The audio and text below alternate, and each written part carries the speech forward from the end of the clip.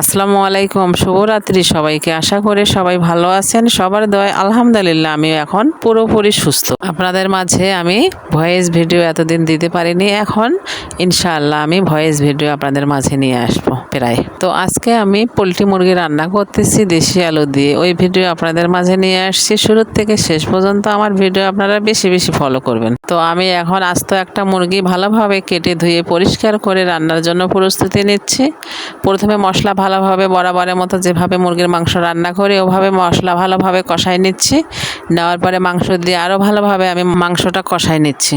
তো এখন আমি মুরগির মাংসর যে রেডিমিক্স মশলা, ওই মশলাও দিয়ে দিচ্ছি, টেস্টি সল্ট দিয়ে দিচ্ছি, দিয়ে আরও ভালোভাবে মাংসটা আমি নেড়ে চেড়ে সিদ্ধ হওয়ার জন্য ঢেকে রাখতেছি। তো মাংসটা আমার হালকা সিদ্ধ হয়ে গেছে, আমি ঢাকনা খুলে আলু দিয়ে দিচ্ছি, দেশি আলু দিয়ে ভালোভাবে মাংসটা সিদ্ধ হওয়ার জন্য নেড়ে চেড়ে আরও ঢেকে রাখতেছি। তো আমি যে দেশি আলু দিয়ে পোলট্রি মুরগি রান্না করলাম, আমার ভিডিও আপনাদের কেমন লেগেছে? ভালো লাগলে লাইক কমেন্ট শেয়ার করবেন এবং আমার পেজটিতে বেশি বেশি ফলো দিয়ে আমার পাশে থাকবেন। ধন্যবাদ সবাইকে। আল্লাহ হাফেজ, টাটা।